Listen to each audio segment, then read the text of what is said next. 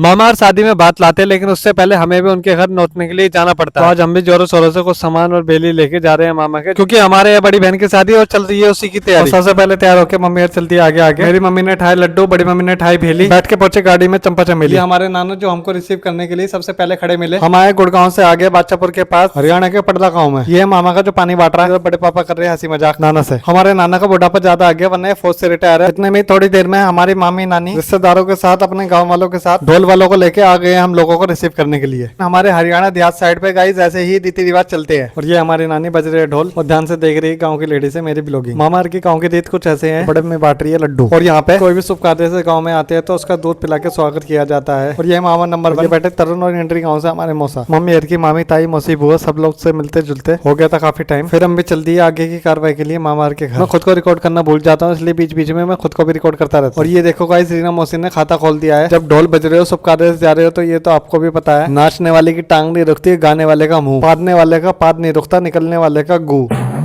और ऐसे ही गाइस नाचते कूदते हमारी बड़ी मम्मी को भी खींच लिया लपेटे में। और थोड़ी देर में गाइस आई मेरी मम्मी पैसे वारने के लिए, उसको भी लपेट दिया। और थोड़ी देर में नई बहू को भी दिया धक्का, शायद हमारी मामी या फिर हमारी भाभी। गाँव के चौपाल से मामा के घर तक जाने के लिए ढोल बजाते हुए रास्ता कवर कर रहे हैं। नाचते नाचते ये लोग तो गाइस थकते नहीं, इसलिए लोकेशन कर रहे हैं चेंज, आगे घर की ओर बढ़ते हुए। थोड़ा आगे बढ़ के हमारी पड़ोस वाली बुआ इंद्रेश आंटी ने करा शुरू, और उनको देख के आगे हमारी भाभी ने भी काफी देर टक्कर लेने के बाद हमारी छोटी बहन नीनू को बुलाया मैदान में। फिर काफी देर तक यही दोनों रहे मैदान में। ये हमारी नानी बार बार गड्डी से चुपचाप से नोट निकाल के बार फेर करके वापस अपने अंदर। थोड़ी देर हमारे मामा के बच्चे भी आए, लेकिन वो शर्मा के चले गए। और ये हमारी भाभी ने डांस में पता नहीं क्या पी लिया कि हमारी आंटी को डांस से बाहर कर दिया टक्कर ले लेके। तो हम चल दिए आगे की मंजिल की ओर। और ये है रीना मौसी, इसने तो मोहल्ली तोड़ के अलग बना दिया। घुटनों पे बैठ बैठ के हरियाणा में पंजाबी डांस दिखा दिया। मोहल्ले पड़ोस वालों को भी देखने को मिल रहा था, फ्री का प्रोग्राम, बिना टिकट के प्रोग्राम हो इतना जोर के रहा था। घुटनों पे बैठ बैठ के धरती में लौट लौट के एक दूसरे को रोस्ट करते हुए जुगलबंदी के साथ, एक सपेरा तो दूसरा नागिन बनते हुए रोड पे बैठ के। सबका बड़ा अच्छे से हुआ मनोरंजन। फिर टाइम भी ज्यादा हो रहा था, तो इनको आगे की ओर बारह धक्का, क्योंकि उनके चक्कर में और भी रिश्तेदार हमारे भूखे मर रहे थे। लोजी घुस गए अब बहुत पुरानी वाली गली में, हमारे नाना के घर। ये घर बहुत पुराना है, हमारे मम्मी का जन्म भी यहीं का है, शादी भी यहीं हुई थी हमारे सबकी भाई बहनों की, मम्मी की। और प्रिया बहन का भात भी यहीं पे नौतने आए हम। ये गली में खड़ी हमारे मामा की बाइक जिक्सर, और साइड में से आ रहे हैं हमारे नाना और नानी, और पीछे से आ रहे हैं तरुण और बड़ी मम्मी, क्योंकि अब घर के बाहर हमारी मामी है टोकरा और भेली लेके सर पे नाचने के लिए है तैयार, हरियाणवी ड्रेस पहन के। तो जी हमारे नाना ओम प्रकाश कांगड़ा जी आ गए वारफेर करने के लिए। देखो देखो ये है जी ओम प्रकाश निवास कांगड़ा निवास। अब आस पड़ोस वाली लेडी से भी आने जाना हो गया शुरू, क्योंकि ढोल पे नाचना कूदना तो हो गया, अब चलेगा इनका जोरों शोरों से कीर्तन। और ये है छोटा सा टेंट जो की साइड में लगाया हुआ था। सबसे पहले हमारे मौसा खाता खोलते हुए, क्योंकि हमारे मौसा डाइटिंग पे रहते थे, 2 पकौड़े से ज्यादा नहीं खाते, सेम डाइट ये भी फॉलो करता था। जिसका जैसे भूख लग रही थी वो वैसे लेता जा रहा था। ये है मामा नंबर 1, ये बीच में हाफ प्लेट मामा नंबर 2। कीर्तन के लिए हमारी मम्मी यार थोड़े दूसरे वाले कमरे में बैठी थी यहाँ पे, और हमारे पकौड़े खा के भी हजम हो गए थे। ये पता नहीं घर से क्या खा के आते हैं, नाचते थकती ना भजन करते थकती। इतने में मैं आया बैठक में, देखा नानी का बनाया हुआ एक अनोखा तकिया जुगाड़ था, बढ़िया मजा आ गया देख के। फिर मिले SSBP भाई से। फिर मुझे टेंट में देखने को मिले कुछ अमीर लोग जो बिसलरी के पानी से औकात ताजी करते हुए मामा का पानी बिगाड़ते हुए। फिर थोड़ी देर में खोल दिया था खाना, जिसको हमने बड़ा एंजॉय करा। उसके बाद में थोड़ा खा पी के घूमने के लिए निकला, तो देखा मैंने हमारे मामा के नेपाली बंदर और बंदरिया। और ये है नारी शक्ति, ना इन्हें भोग लगती ना इन्हें ठंड लगती। और हम पकौड़े के बाद खाना खा के भी निपट गए, लेकिन ये अभी तक इनका कीर्तन नहीं निपटा। 3-4 घंटे बीतने के बाद एक एक करके सब इनको खाने के लिए बोलने आ रहे थे। हमारे नाना भी बार बार इनको खाने के लिए बोलने आ रहे थे, वो भी हो रहे थे परेशान। सोनू मामा इनको खाने की बोलने और वारफेर करने के लिए गया, तो उसको ही दबोच लिया गया, लेकिन फाइनली बात मान ली और खाना खाने के लिए सारी लेडीज आ गई। इसी के साथ हमारा भात नौतने का कार्यक्रम हुआ समाप्त। हम भी अपना टाइम से निकल लिए, चल दिए अपने घर की ओर।